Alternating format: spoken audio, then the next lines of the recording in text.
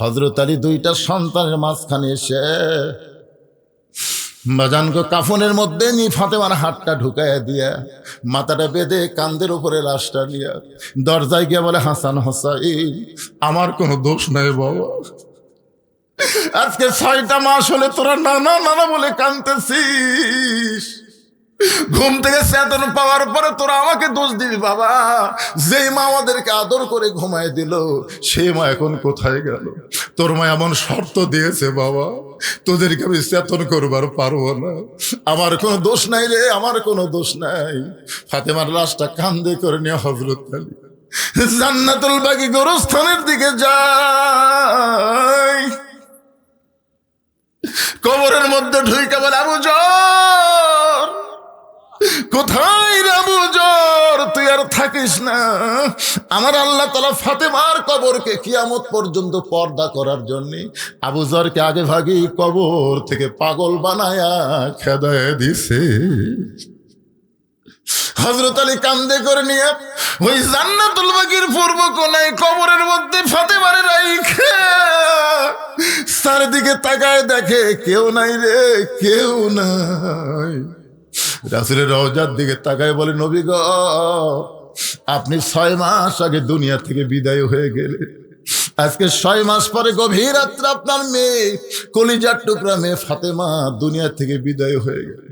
আল্লাহ, আপনি আসমান থেকে আমার ফাতেমার দিকে তাকায় দেখেন, আমার ফাতেমা বড় পর্দানিশী। আল্লাহ, আমি স্বামী হয়ে বলতেছি ফাতেমার পর্দাকে কবুল করে না।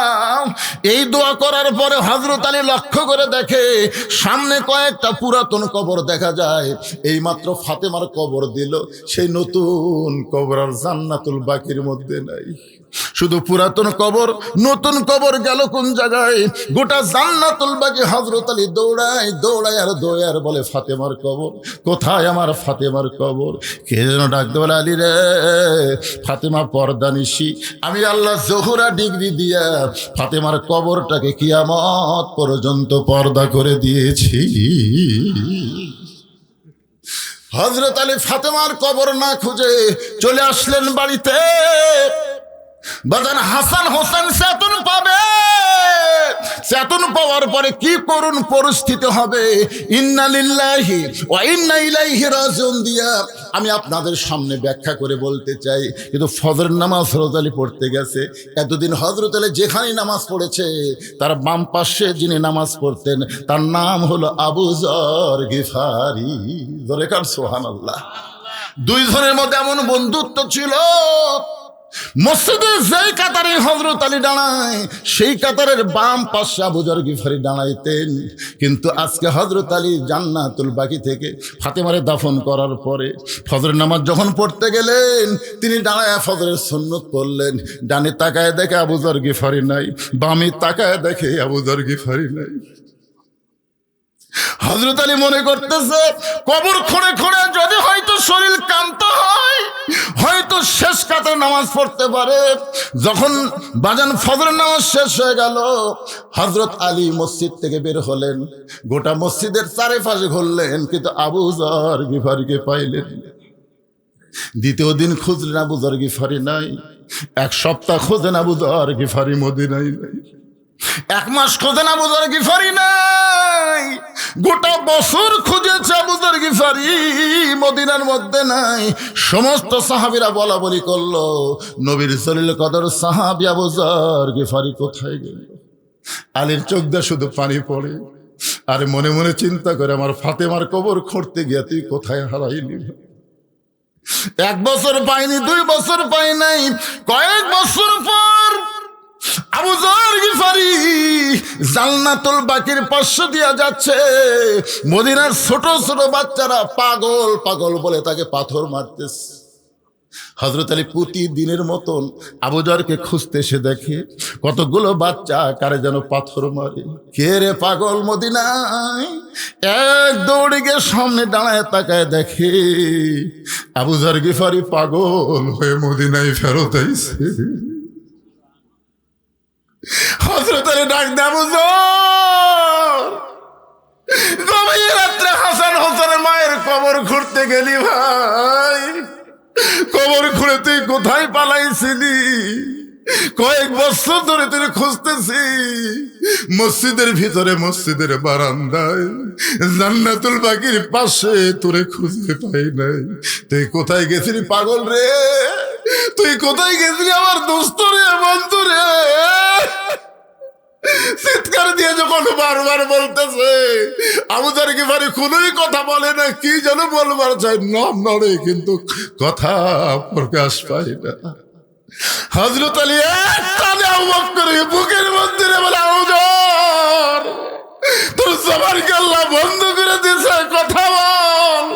সঙ্গে সঙ্গে আবু যর একটা কথাই বলে, কবর কবর কবর কবর। 3-4 বার বলে পড়ে গেছে। হযরত আলী লক্ষ্য করে দেখে আর নাই রে।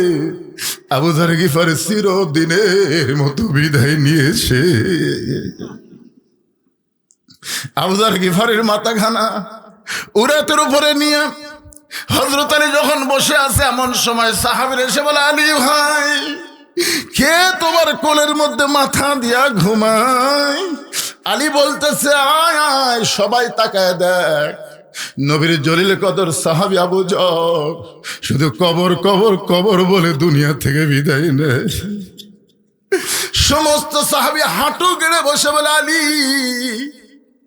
এই কবর কি রে? এই কবর কি?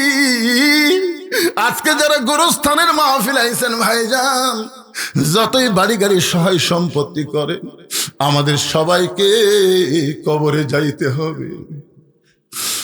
দুনিয়াতে বহু টাকা খরচ করে যে বাড়ি তৈরি করছেন, ওই বাড়িতে আপনি থাকতে পারবেন না। আর মৃত্যুর পরে যে গোরস্থানে যাবেন, রাসূল বলেছেন 50,000 বছর আপনাকে থাকা লাগবে। গোরস্থানের একটু মাটি বায়না করে রাখ, কখন যেন আসতে পারে তোমার মরণেরই ডাক। শিক্ষামন্ত্রী যিনি বর্তমান বাংলাদেশের দায়িত্বে, শিক্ষা উপদেষ্টা, ওই জানি না, রাসূল বলেছেন, খায়রুকুম মান তাআল্লামাল কুরআন ওয়া আল্লামাহ। ওই ব্যক্তির চাইতে দামি সম্মানী কোনো ব্যক্তি নাই যে ব্যক্তি কোরআন শিখেছে এবং অপরকে কোরআনের শিক্ষা দেয়। আপনারা বলেন তো, মুসলমানের ঈমান রক্ষা করার জন্য 1 নম্বর শিক্ষার নাম কি? আরো জোরে।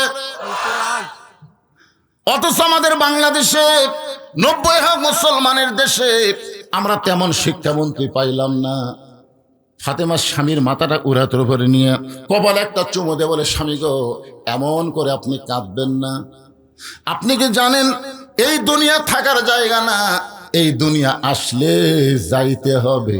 আমি যেই বলবো আসলে, আপনারা বলবেন যাইতে হবে।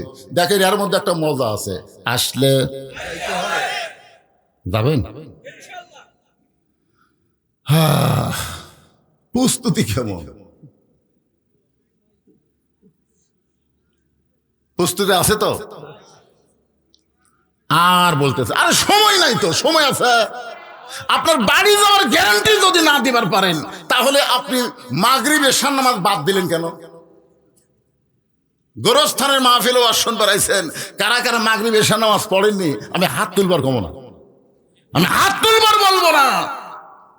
কবরস্থানের মাহফিল আইছেন, অথচ আপনি মাগরিব এশার নামাজ না পড়ে ওয়াজ শুনতেছেন। ফজর পর্যন্ত বাঁচার কোনো গ্যারান্টি নেই। তা আপনি মরে গেলে গোরস্থানত রাখলে কি হবে? ইমাম মালিক রহমতুল্লাহ বলেছেন, তোমরা যদি জানো চিহ্নিত কোনো বেনামাজি মারা গেছে, ইচ্ছা করে নামাজ পড়েনি, এরকম একটা বেনামাজি মারা গেছে, বেনামাজি মারা গেলে তোমরা কি করবা? ছাত্ররা বলতে, হুজুর আপনি বলে দেন। ইমাম মালিক বললেন, রাস্তায় যদি কোনো কুত্তা মরে তোমরা কি করবা? ইমাম মালিক ছাত্রদেরকে বললেন, রাস্তায় যদি কোনো কুকুর মরে তোমরা কি করবা? হুজুর, রাস্তার কুত্তা মরলে ওই কুত্তা টান দেওয়া লাগবে, কারণ টান না দিলে মানুষ রাস্তা দিয়ে যাবে, কুত্তা পচিয়া দুর্গন্ধ হবে। তো ইমাম মালিক বললেন, কিভাবে টান দিবে? তোমরা কি কুত্তারে গোসল করে দিবে? না, গোসল করাবো কেন? তোমরা কি কুকুরকে কাফনের কাপড় পরে দিবে? না, তা তো দেবো না। কুত্তারে তোমরা খাটনি তুলবে? তা তো তুলবো না। তাহলে কি করবো সেটা বলো? বলে, পাও দড়ি লিয়েছে তাইলে এক অজাকাত পুঁতে রাখবো। ইমাম মালিক বললেন একটা বেনামাজি মরলে এর চাইতে বেশি করা যাবে না। বেনামাজির জানাজায় কোনো নামাজি ব্যক্তি যদি হাজির হয় তার আমল নামায় 1 হুকবা পরিমাণ পাপ হবে। আপনি জানেন চিহ্নিত কাফের, মান তারাকা সালাতু মুতাম্মিদান ফাকাত কাফারা, ইচ্ছা করে 1 ওয়াক্ত নামাজ যারা বাদ দিল অবশ্যই আল্লাহর সঙ্গে তারা কুফরি করলো। তাহলে মাগরিব এশা যারা বাদ দিছে এরা কয়বার করছে? এ কথা কন না কেন, রাগ করতেছেন? আজ থেকে তওবা করেন। যাদের বাঁচার কোনো গ্যারান্টি নাই, নিয়ত করেন ফজর থেকে বাকি জীবনে 1টা ওয়াক্ত নামাজ বাদ দেব না। এই নিয়ত যদি করতে পারেন, যত নামাজ না পড়ার পাপ হয়েছে নিয়ত করার সঙ্গে সঙ্গে আল্লাহ মাফ করে দিবে। মনে কষ্ট নিয়েন না, একটু মনোযোগ দেন, আসলে যাইতে হবে। ফাতেমা বললেন, স্বামীকে এমন করে যদি দুর্বল হয়ে আপনি পড়ে যান তাহলে আমার 3টা চাওয়া কে পুরা করবে? যেই ফাতেমা বলেছে আমার 3টা চাওয়া কে পুরা করবে, সঙ্গে সঙ্গে আলী কান্দের বলে, ফাতেমা দুনিয়ার জীবনে গরিব ছিলাম বলে তুমি, কিন্তু মরার পরে তুমি কি চাইবা ফাতেমা? হযরত আলী দুনিয়ার জীবনে ধনী ছিল না গরিব ছিল? একদিন গভীর রাত্রে হযরত আলী চেতন পায়, দেখে হাসান হোসেন ঘুম পাড়তেছে কিন্তু ফাতেমা নাই।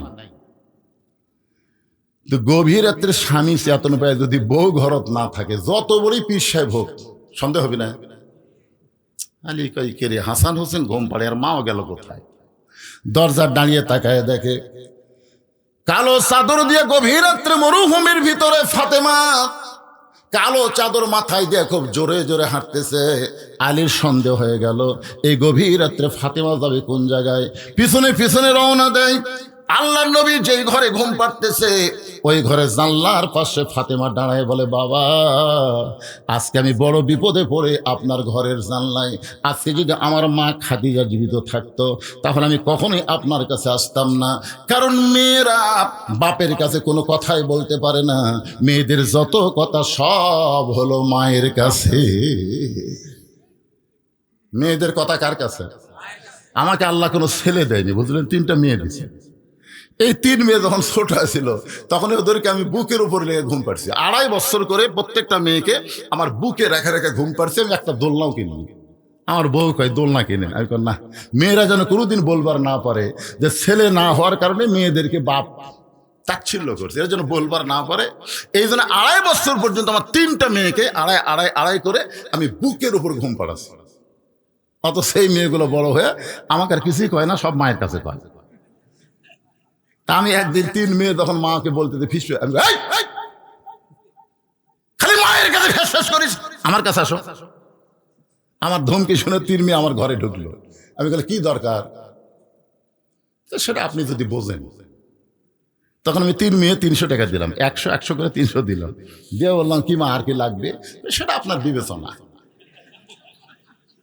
তখন আবার 100 করে 300 দিলাম, দিয়ে বললাম মা আর কি লাগবে সেটা যদি আপনি দেন। তখন আবার 3 জনকে 100 করে দিলাম।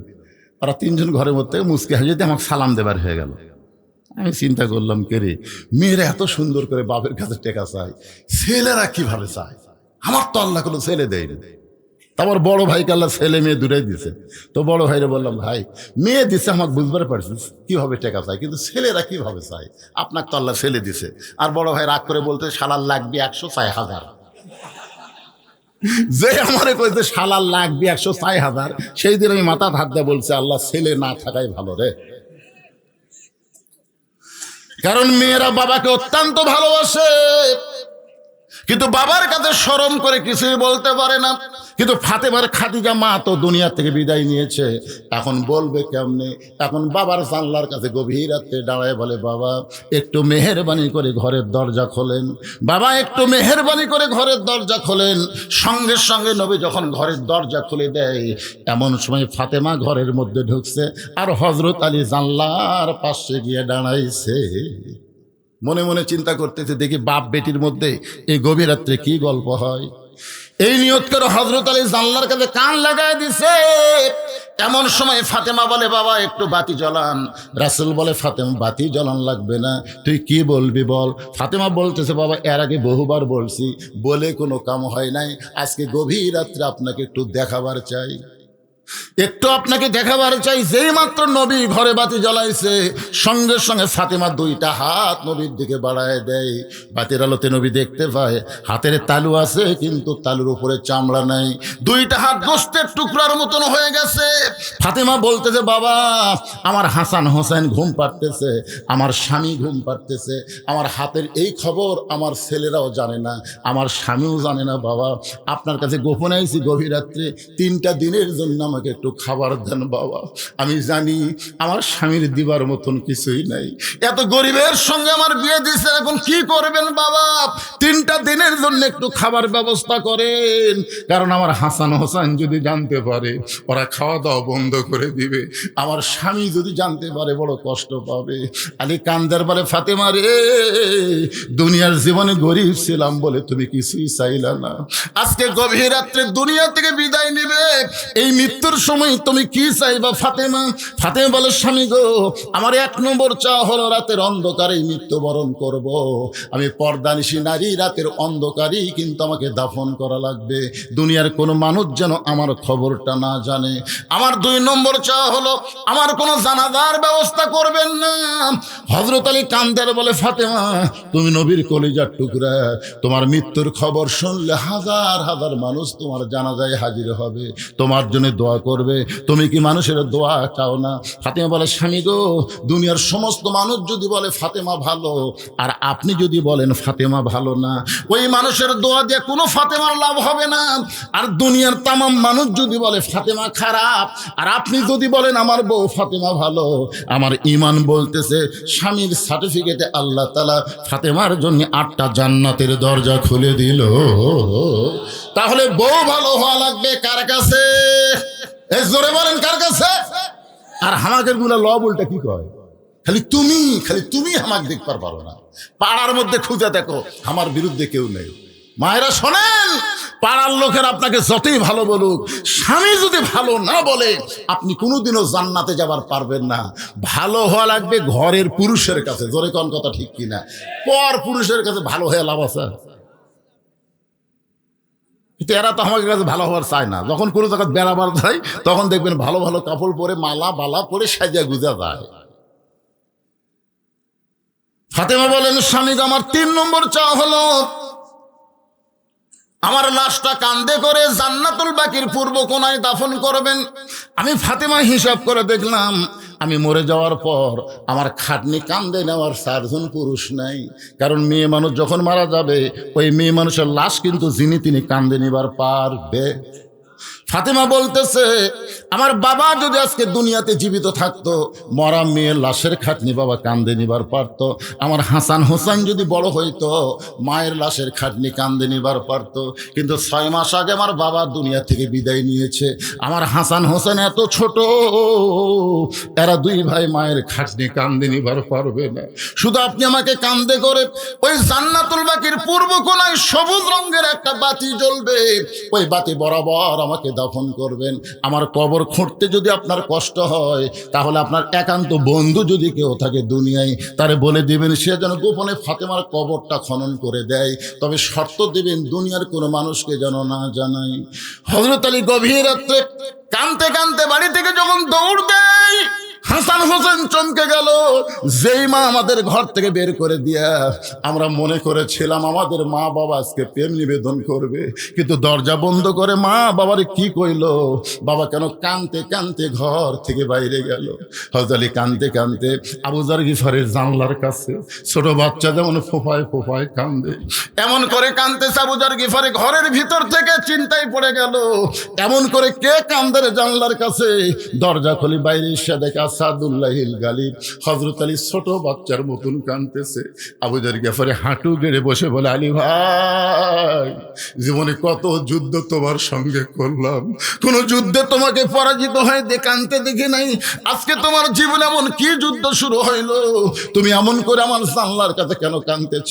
আলী বলতেছে, আবু যর জান্নাতুল বাকির পূর্ব কোণায় সবুজ রঙের একটা বাতি জ্বলবে, ওই বাতি বরাবর একটা কবর কর। আবু যর গিফার বলে আলী রে, এখন পর্যন্ত দুনিয়ার কেউ মরে নাই, মানুষ না মরলে কি কবর খনন করা যায়? আলী, দিনের বেলায় কবর কি খনন করা যাবে না? আলী বলতেছে আবু যর, আমার বিবি ফাতেমা পর্দানিশী গভীর রাত্রে মৃত্যুবরণ করবে, শর্ত দিয়েছে এই রাতের বেলায় তাকে দাফন করা লাগবে। আবু যর গিফার বলে আলী ভাই, আল্লাহর কাছে দোয়া করতেছি, আল্লাহ যেন তোমার বিবি ফাতেমার মরণ এখন না দেয়, কারণ 6 মাস আগে নবী দুনিয়া থেকে বিদায় নিয়েছে। নবী বিদায় নেওয়ার পরে তোমার 2টা সন্তান চেহারে কাঁদতেছে। যে সাহাবীকে দেখতে পায় তাকে জিজ্ঞাসা করে আমার নানা কোন জায়গায়, প্রত্যেক সাহাবী চোখের পানি মুছে কিন্তু বলতে পারে না। আবু বকর বলেছে, রে নবীর সাহাবীরা শোনো, যতদিন হাসান হোসাইন নানা নানা বলে কাঁদবে, খবরদার নবীর রওজা দেখায় দিবে না, খবরদার নবীর রওজার কথা বলবা না। যদি রওজা জানতে পারে হাসান হোসাইন 2 ভাই রওজার পাশে যদি নানা নানা বলে চিৎকার দেয়, আমি আবু বকর বলতেছি নবীর ঘুম ভেঙে যাবে। কারণ আমাদের নবী রওজার মধ্যে মরে নাই, আমাদের নবীর সম্পর্কেই কথা বলা হয়েছে, ইসলামের আলো জ্বালায়া দিয়া নবী ঘুমায়া আসেন সোনার মদিনায়। সবাই মহব্বতে বলেন, ইসলামের পতাকা উড়ায়া দিয়া নবী শুইয়া আসেন সোনার মদিনায়। আবু যর গিফার বলে আলী, 6 মাস হলে তোমার 2টা সন্তান নানা নানা বলে কাঁদতেছে, এখন যদি মা দুনিয়া থেকে বিদায় নেয় তাহলে তোমার 2টা সন্তানকে তুমি কেমনে থামাবে? আলী রে, দোয়া করো আল্লাহর কাছে, আল্লাহ যেন ফাতেমার মৃত্যু না দেয়। আমরা খালেদা জিয়ার জন্য দোয়া করি, আমরা ওসমান হাদির জন্য দোয়া করি, তাহলে ফাতেমার জন্য দোয়া করার দরকার আছে না নাই? আলী বলতে যে কবুল হবে না, যতই দোয়া করো কবুল হবে না, কারণ ফাতেমা আল্লাহর কাছে চাইছে আর আল্লাহ চাওয়া মোতাবেক কবুল করেছে। আল্লামা সাইদি কি চাইছে? আল্লামা সাইদি চাইছে আল্লাহ আমাকে শাহাদতের মৃত্যু দিও। জোরে কোন কথা ঠিক কিনা? তার সঙ্গে অনেক মাহফিল আমি একসাথে করছি, একই মঞ্চে আল্লামা সাইদি হুজুরের সাথে ওয়াজ করছি। উনি সবসময় বলতো, মৌলানা দোয়া করো আল্লাহ যেন শাহাদতের মৃত্যু দেয়। তো শাহাদতের মৃত্যু তো জেলখানার মধ্যে হবি না ভাই। এই জন্যই তাকে জেলখানা থেকে হাসপাতাল নিয়ে গিয়ে তাকে হত্যা করা হয়েছে, আর হত্যা করা মাত্রই তিনি শহীদ হয়ে গেছে। জোরে কোন কথা ঠিক কি না? এই জন্য আমরা সবাই বলি, আল্লামা সাইদি তুমি মরনি, শহীদ হয়েছ আমরা এটাই জানি। তাহলে ফাতেমা আল্লাহর কাছে কি চাইছে? ফাতেমা চাইছে বলি তো আজকে গভীর রাত্রে ফাতেমার মৃত্যু হবে। আলী বলতেছে, আবু যর আর দেরি করিস না, রাত কিন্তু আস্তে আস্তে শেষ হয়ে যাবে। আবু যর গিফারি কোদাল নিয়ে ওই জান্নাতুল বাকির পূর্ব কোনায় গিয়ে দেখে সবুজ রঙের একটা বাতি জ্বলতেছে, যেই বাতির কোনো তার নাই, যেই বাতির কোনো সুইচ নাই, বিনা তারে বিনা সুইচে আমার আল্লাহ অটোমেটিক জ্বলায়া দিছে। সুবহানাল্লাহ, জোরে কন। মাটি দিয়ে সবাই যখন চলে আসবে, আপনাকে মাটি দিয়ে সবাই যখন চলে আসবে, কি দরজা আছে, জানলা আছে, খেতা আছে, বালিশ নাই, কিছুই নাই, ইমানের নূর আর আমল দিয়া আপনার কবরকে আল্লাহ এমন করে সাজায় দিবে, আপনার অন্ধকার কবর কবর থাকবে না, কবরকে আল্লাহ জান্নাতের বাগান বানায় দিবে। কি মনে করছেন? আপনি নামাজ পড়তেছেন, রোজা করতেছেন, আপনি দান সদকা করতেছেন, আপনার কবর অন্ধকার ছোঁয়ার জন্যে? ভাই রে, জানলা দরজা কিছুই নাই, তারপরেও আল্লাহ তাআলা অটোমেটিক বাতি জ্বলায় দিবে। সেই বাতিটা হলো ইমানের আলো। জোরে কোন সুবহানাল্লাহ। আবু যর গিফারি লক্ষ্য করে দেখে একটা বাতি জ্বলতেছে, যেই বাতির কোনো তার নাই, যেই বাতির কোনো সুইচ নাই, বিনা তারে বিনা সুইচ অটোমেটিক আল্লাহ জ্বলায় দিছে। আবু যর গিফারি লক্ষ্য করে দেখে বাতির আলো গোলাকার হয়ে পড়ে নাই, কবরের মতন চার কোনা হয়ে পড়েছে। ওই আলোর মধ্যে গভীর রাতে আবু যর গিফারি কোদাল মারা শুরু করেছে। কোদাল মারের বলে, কবর রে, দিনের বেলায় কবর না খুঁড়ে এ রাতের বেলায় কবর খুঁড়তে আসলাম। কবর রে, তুই কি বলতে পারিস এ রাতের বেলা কেন কবর খুঁড়তেছি? কবর, খবরদার বেয়াদবি করবি না। আজকে এমন একজনকে কবর দেওয়া হবে, আল্লাহ নবীর মেয়ে হওয়ার পরেও নবী তাকে মা বলে সম্মান করেছে। হাসান হোসেন দুই ভাই নবীর পাশে বসে আছে, দুই ভাই। ইতিমধ্যে আল্লাহ রাসূল কি যে মনে হলো, বলতেছে আল্লাহ আমাকে 3টা মেয়ে দান করছে। সমস্ত সাহাবীরা চুপ করছে। কিরে আমরা জানি নবীর মেয়ে হলো 4টা, ধরে খান কয়টা? তো একজন সাহাবী বলতে, হুজুর আপনাকে যে আল্লাহ 3টা মেয়ে দান করছে, নাম কি? আল্লাহ রাসূল বললেন, আমার একটা মেয়ের নাম হলো জয়নাব, আমার একটা মেয়ের নাম হলো রোকেয়া, আমার একটা মেয়ের নাম হলো কুলসুমা। সাহাবীরা বললেন, এ রাসূলুল্লাহ আসলেই কি আল্লাহ আপনাকে 3টা মেয়ে দান করেছে? রাসূল বললেন, জয়নাব, কুলসুমা আর রোকেয়া, এই 3টা মেয়ে আল্লাহ আমাকে দান করেছে। কয়েকবার যখন নবী এই কথা বলতেছে, হোসেন বলে, হাসান ভাই আমাদের এখানে থাকার দরকার নেই, আমাদের মা গরিব বলে আমাদের নানা মা মেয়েকে স্বীকার করতেছে না, চলো আমরা 2জন যাই। এই বলে হাসান হোসেন যখন যাবার চাই, নবী খফ করে 2জনের হাত ধরে বুকের মধ্যে চাইপা ধরল, হাসান হোসেন রে, ফাতেমা তোদের কে হয়? বলে ফাতেমা হলো আমাদের মা। নবী বললেন, তোদের যেমন মা ফাতেমা আমারও মা হয়। সমস্ত সাহাবীরা বলে, রাসূলুল্লাহ আমরা সবাই জানি ফাতেমা হলো আপনার মেয়ে, হাসান হোসেনের মতন ফাতেমা আপনার মা কেমনে হয়? এই কথা কি আপনি বলবেন না? রাসূল বলেন, তাহলে শোনো, তাইফের ময়দান থেকে আমি যখন রক্ত মাখা শরীর নিয়ে এই মক্কায় ফিরে আসলাম, তখন আমার দরদের বিবি খাদিজা দুনিয়াতে ছিল না, আমার দরদের চাচা আবু তালেব দুনিয়াতে ছিল না। তখন আমার দরদের 4টা মেয়ে ছিল। আসার পরেই 3টা মেয়ে একসঙ্গে ঘরের মধ্যে ঢুকছে, রোকেয়া, কুলসুমা, জয়নাব। 3টা মেয়ে বলতেছে, বাবা আপনি তাইফে না গেলেই ভালো করতেন বাবা, তাইফবাসী এত পাথর মারছে, এই কষ্ট আপনি কেমনে সহ্য করবেন? আপনার দেহ দিয়ে রক্ত পড়তেছে বাবা, এই কষ্ট আপনি কেমনে সহ্য করবেন? রাসূল বলে, সাহাবীরা রে, 3টা মেয়ের মতন কথা বলে যখন ঘর থেকে বাইরে যায়, এমন সময় আমার কলিজার টুকরা ছোট মেয়ে ফাতেমা ঘরের মধ্যে ঢুকি ঘরের দরজা বন্ধ করে দেয়। রাসূল বলে, ফাতেমা দরজা কেন বন্ধ করলি মা? ফাতেমা বলে, বাবা যদি ইব্রাহিম নবীর জন্য নমরুদের চুল আল্লাহ শান্তির বাগান বানায় দেয়, মুসা নবীর জন্য আল্লাহ যদি সাগরকে রাস্তা বানায় দেয়, তাহলে আমার বাবার জন্য আল্লাহ তাইফের পাথর কেন তুলা বানাবার পারলো না? বাবা গো, জন্মের আগে আপনি বাবা হারাইছেন, 6 বছর বয়সে আপনি মা হারাইছেন, এই দুনিয়াতে আপনার কেউ নেই, এমনকি আল্লাহ পর্যন্ত আপনাকে দেখতে পারে না।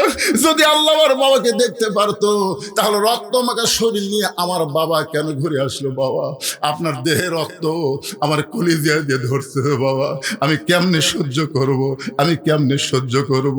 রাসূল বলেন, সাহাবীরা রে, 3টা মেয়ে আমাকে বলেছে কষ্ট কেমনে সহ্য করবেন, আর ফাতেমা বলতে আমি কেমনে সহ্য করব?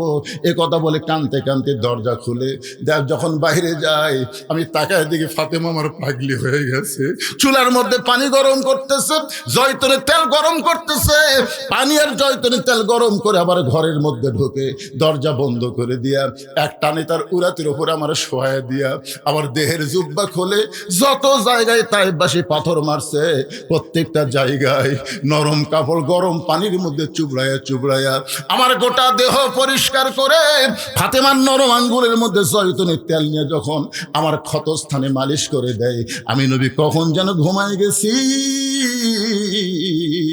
ওই ঘুমের ঘরে স্বপ্নে দেখি আমার মা আমিন আমার শিওরের পাশে দাঁড়ায় কাঁদতেছে। আমি নবী নাই রে সাহাবী, আমি আর নবী নাই, আমি একজন মা হারা সন্তান, এত বছর পরে মা রে পাইয়া আমি 2 কানা হাত বাড়ায় বললাম, মা আইছেন যখন আর আপনাকে চাইতে দিব না।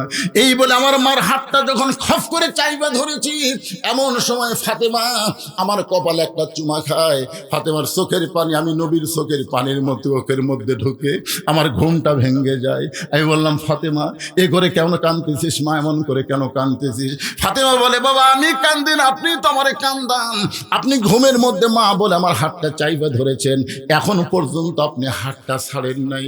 রাসূল বলে, ফাতেমা রে, মা বোধের যদি হাত চাইবা ধরি তাহলে শুনে নে মা, তুই শুধু আমার মেয়ে না, তোর ভিতরে রয়েছে আমার মা আমিনা।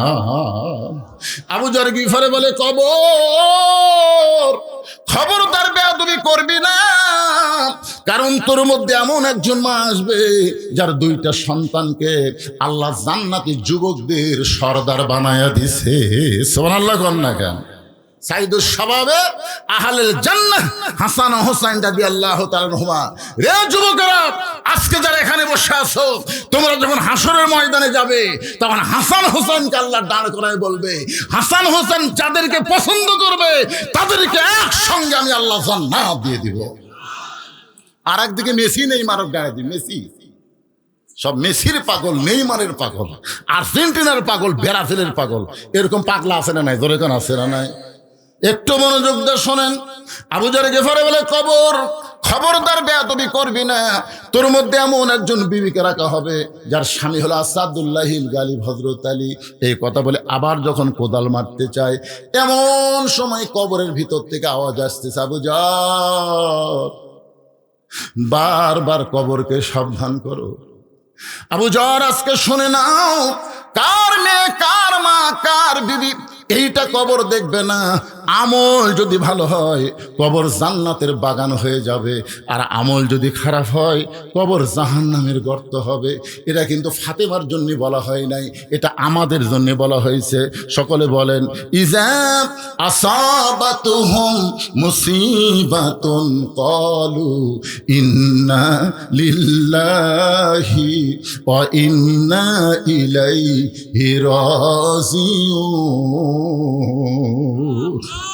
আবু যর, এই কবরে আমল যদি ভালো হয় কবর জান্নাতের টুকরা হবে, আমল যদি খারাপ হয় কবর জাহান্নামের গর্ত হবে। কে বললো এই কথা? এটা শোনার পর আবু যর আর কোদাল মারতে পারে না, গোটা দেহ থর থর করে কম্পন শুরু হয়ে গেছে। হযরত আবু যর কোদাল ফাইলা দিয়ে কোথায় যেন পালায়ে গেছে। ফাতেমা শর্ত দিয়েছে, আমার লাশটা কান্দে করে ওই জান্নাতুল বাকির পূর্ব কোণায় সবুজ রঙের বাতি জ্বলতেছে, ওই বাতি বর আমাকে দাফন করবেন।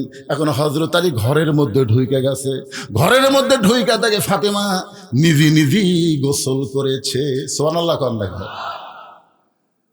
একবার রাসূল বললেন, খাদিজা আপনি কি জানেন আল্লাহ 10 জন পুরুষকে জান্নাতের সার্টিফিকেট দিয়েছে, আবার 10 জন নারীকেও আল্লাহ জান্নাতের সার্টিফিকেট দিয়েছে। ধরে কোন সুবহানাল্লাহ। তো খাদিজা বলতে, হুজুর 10 জন পুরুষকে আল্লাহ জান্নাতের সার্টিফিকেট দিয়েছে এটা আমি জানি, আবু বকর, উমর, ওসমান, আলী, এরকম খাদিজা বলতে।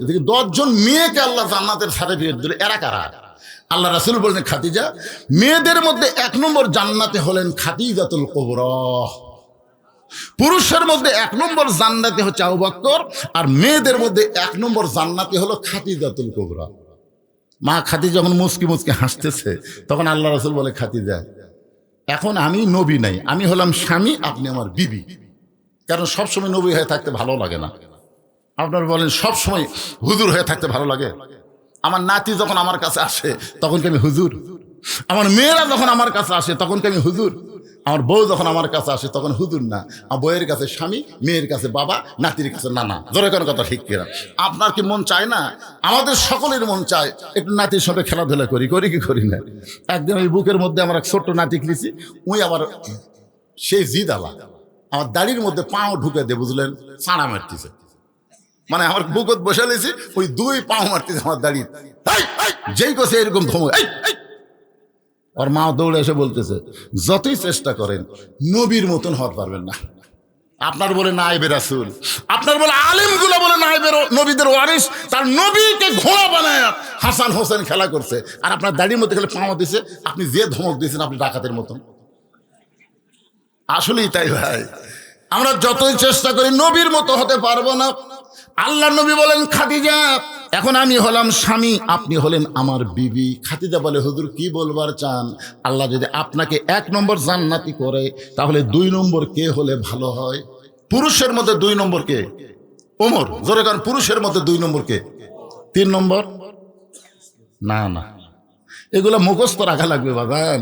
ইমাম গাজ্জালি বলেছেন, এই 10টা সাহাবীর নাম পুরুষেরা, 10টা সাহাবীর নাম পুরুষেরা যদি অনর্গল মুখস্থ রাখতে পারে, মৃত্যুর সময় ওই 10টা সাহাবীকে মুখস্থ রাখতে গেলে অবশ্যই তাদের সাথে মহব্বত হবে। হবে কি হবে না? আপনি বলেন একটা মহব্বত লোকের মোবাইল নম্বর আপনার মুখস্থ আছে না নাই? কারো আছে? দু একজনের এরকম মুখস্থ নাই? যার মোবাইল নম্বর আপনার মুখস্থ, বুঝবেন তাকে আপনি মহব্বত করেন। তাহলে 10টা সাহাবীর নাম মুখস্থ রাখতে গেলে তাদের সঙ্গে একটা মহব্বত হবে। ইমাম গাজ্জালী বলেছেন, আপনি যখন মৃত্যুর বিছানায় পড়ে যাবেন, এমন সময়ে 10টা সাহাবী রুহানু তাওয়াজ্জুহ আল্লাহ আপনার প্রতি নাজিল করে আপনার জবানে আল্লাহ ইমানের কলেমা জারি করে দিবে। পুরুষের জন্য 10টা সাহাবী, নারীদের জন্য এরকম 10 জন নারী সাহাবীর নাম মুখস্থ রাখার কথা বলা হয়েছে। পুরুষের মধ্যে 2 নম্বর হলো ওমর, 3 নম্বর ওসমান, 4 নম্বর আলী। রাসূল বললেন, খাদিজা আপনি হলেন নারীদের মধ্যে 1 নম্বর, তাহলে 2 নম্বর কে হলে ভালো হয়? সঙ্গে সঙ্গে খাদিজা বলতেছে, রাসূলুল্লাহ আমার মেয়ে ফাতেমাকে আল্লাহ যেন 2 নম্বর দেয়। নবী চমকে বললেন, আল্লাহ আপনাকে 4টা মেয়ে দিয়েছে, কুলসুমা, জয়নাব, রোকেয়া। ওই 3টা মেয়ের নাম না বলে আপনি সরাসরি ফাতেমার নাম বললেন কেন? খাদিজা বলতে, হুজুর আপনি বাপ তো, আপনি কি বুঝবেন? এখন তার নবী নাই, আপনি তো বাপ, আপনি কি বুঝবেন? কোন সন্তান কেমন এটা বাবা জানে না, এটা জানে হলো তার মা। ধরে কর না সুবহানাল্লাহ। কোন সন্তান কেমন? আমাকে এক ছেলে বলে, হুজুর 11 মাস আমার খিদা কম, এ তো রোজার চাঁদ উঠলে আমার খিদা বাড়ে। আপনি বলেন তো হুজুর কারণ কি? আমি বললাম, তোর মা বেঁচে আছে? কয় আছে। তো মায়ের কাছে যা। তো মা কেমনে জানবে? আরে পাগল, তুই যে কেন রোজা থাকিস না রমজান মাসে, এটা আমি জানি না, তো তোর মাই জানে। তোর মা যা জিজ্ঞাসা করছে, মা রোজার মাসে আমার খিদা বেশি কেন? তখন মা কান্দে আর কয়, তোর দাদি এই সর্বনাশ করছে। তুই যখন আমার পেটতে আসলি রোজার মাসে, তখন তোর দাদি আমাকে কইছে, বৌমা খবরদার রোজা থাকবে না, রোজা থাকলে পেটের বাচ্চা শুকা যাবে। তোর দাদির কথা মতো আমি খাসি রে, শুধু আমি 1 লাখ খাইনি, পেটের মধ্যে তুইও খেয়েছিস। এই যে রোজার মাসে তোর খাওয়া শুরু হয়েছে। এই জন্য খ্রিস্টান নেপোলিয়ান বলেছেন, ভালো একটা সন্তান যদি চান তাহলে ভালো একটা মায়ের দরকার। ধরে কোন কিসের দরকার? এই জন্য একটু মনোযোগ দিয়ে শোনেন। রাসূল বলে, খাদিজা ফাতেমারে 2 নম্বর বলার কারণ কি? খাদিজা বলতেছে, রাসূলুল্লাহ আপনি কি জানেন ওই ফাতেমা যখন জন্ম নিয়েছে তখন ফাতেমার সুরত কেমন ছিল? নবী চমকে উঠে বলতেছে, আপনি তো আমাকে কোনোদিন বলেননি। খাদিজা বলতেছে, আপনি শুনবার চাননি? আজকে শোনেন, ফাতেমা যখন জন্ম নিল ওই সময় আমি খাদিজার তাকায় দেখি ফাতেমা 2টা হাত দিয়া তার ইজ্জত পর্যন্ত ঢেকে দুনিয়াতে বের হলো। আমি মা বহু চেষ্টা করেছি, কিন্তু ফাতেমার ইজ্জত কোনোদিন দেখতে পাই নাই। সুবহানাল্লাহ কন্যা কেন? আলী বলতেছেন, রে দুনিয়ার মানুষ শোনো, ফাতেমার দেহ কান্দে নেওয়ার জন্য আমি যখন ঘরের মধ্যে ঢুকলাম, ঘরের মধ্যে ঢুইকা দেখি ফাতেমা নিজে নিজেই গোসল করেছে। কোনো মেয়ে মানুষ তাকে গোসল করায় দেখ, এটা ফাতেমা পছন্দ করেনি। কারণ মেয়ে মানুষরাও কিন্তু মেয়েদের বড় শত্রু, ঠিক কিনা বলেন? একটা বেপর্দা নারী যদি আপনার বাড়ি ঢোকে, একটা পর্দানিশী মেয়েকে দেখে ওই পাড়ার লুচ্চা বদমাইশের কাছে বলতে পারে না, জমুকের বউ দেখে আসলাম রে, সেই রকম সাইজ। এই জন্য ফাতেমা মেয়েদেরকেও বড় ভয় করতেন। নিজে নিজেই গোসল করেছেন, নিজে নিজেই কাফনের কাপড় পরেছে। মাঝখানে এরা কারা রে? এরা কারা? এরা কে রে? সব কটা সিজার করে, দেখেন খোঁজটা দেখেন। ওরকম বসাবার পারেন, আপনার বসাবার পারেন না। এই রাত্রে এখন বাজতেছে রাত 12টা, 12টার সময় কোথায় যাবে? কিসের পেশাবে? তো আর ছোট বাচ্চার পেশাবে চাপ কি? আপনার হয় না, আমার হয় না, ওরা হয়ে গেল। না না, সেটা না।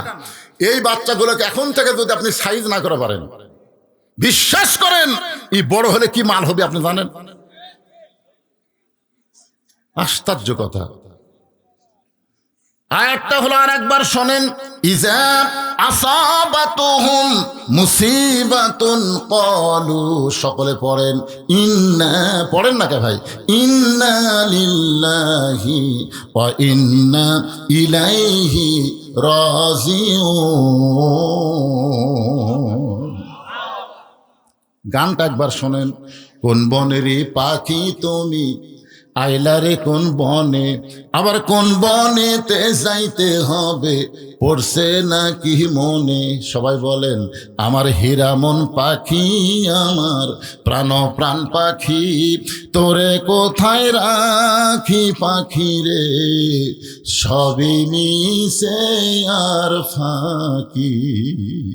মিশে মায়ায় বন্দি থাইকা, মিশে মায়ায় বন্দি থাইকা করলাম কত খেলা, বেলা, পশ্চিমে তাকায়া দেখো, পশ্চিমে তাকায়া দেখো, ডুইবা গেছে বেলা পাখি রে, সবই মিশে আর ফাঁকি। সবাই বলেন, এক পলকের নাই ভরসা, কয় পলকের, এক পলকের নাই ভরসা, মিশে সকল আশা, কখন বুঝি দারুণ ঝড়ে, কখন বুঝি দারুণ ঝড়ে, ভাঙবে তোমার বাসা পাখি রে, সবই মিশে আর ফাঁকি। এখনই যদি একটা ভূমিকম্প হয়, আপনি বলেন 3 তালাত থাকবেন না নিচ তালাত নামবেন? কথা কন না কেন ভাই রে? কয়েকদিন আগে ঢাকাতে একটা হয়নি, ঢাকাতে একটা, আরে বাবারে এত জোরে নামিছা না হুজুর, থাকা যাবি না হুজুর। অনেকে গোরস্থানত গেছে, বাপের কাছে মায়ের কাছে, আব্বা যে হারে লড়া শুরু হয়ে গেছে। এক পলকের নাই ভরসা, এক পলকের নাই ভরসা, মিশে সকল আশা, কখন বুঝি দারুণ ঝড়ে, ভাঙবে তোমার বাসা পাখি রে, সবই মিশে আর ফাঁকি। আলীর চোখ দিয়ে দর দর করে পানি পড়তেছে। ডান পাশে হাসান ঘুম পাড়ে, বাম পাশে হোসেন ঘুম পাড়ে। দুইটা সন্তানকে ঘুমের মধ্যে রাইখা ফাতেমা নিজে নিজে গোসল করে, নিজে নিজে কাফনের কাপড় পরে, দুইটা সন্তানের বুকের উপরে দুইটা হাত দিয়া মাঝখানে চিরদিনের মতন বিদায় নিয়েছে। আলীর চোখ দর দর করে। দুইটা সন্তান যদি চেতন থাকতো, তাহলে ফাতেমারে গভীর রাত্রে দাফন করা বড় কষ্ট হইতো। এই জন্য ফাতেমা দেখেন কিভাবে দুইটা সন্তানকে ঘুমায় দিয়া, দুইজনের বুকের উপর দুইটা হাত দিয়া চিরদিনের মতন বিদায় নিয়েছে। হযরত আলী দুইটা সন্তানের মাঝখানে এসে বাজানকে কাফনের মধ্যে নিয়ে ফাতেমার হাতটা ঢুকাইয়া দিয়া, মাথাটা বেঁধে কান্দের উপরে লাশটা নিয়ে দরজায় গিয়ে বলে, হাসান হোসাইন, আমার কোনো দোষ নাই বাবা, আজকে 6টা মাস হলে তোরা নানা নানা বলে কাঁদতেছিস, ঘুম থেকে চেতন পাওয়ার পরে তোরা আমাকে দোষ দিবি বাবা? যেই মা আমাদেরকে আদর করে ঘুমায় দিল, সেই মা এখন কোথায় গেল? তোর মা এমন শর্ত দিয়েছে বাবা, তোদেরকে আমি চেতন করবার পারবো না, আমার কোনো দোষ নাই রে, আমার কোনো দোষ নাই। ফাতেমার লাশটা কান্দে করে নিয়ে হযরত আলী জান্নাতুল বাকি গোরস্থানের দিকে যায়। কবরের মধ্যে ঢুইকা বলে, আবু জর, কোথায় রে আবু জর, তুই আর থাকিস না? আমার আল্লাহ তাআলা ফাতেমার কবরকে কিয়ামত পর্যন্ত পর্দা করার জন্য আবু জরকে আগে ভাগেই কবর থেকে পাগল বানায়া খেদায় দিছে।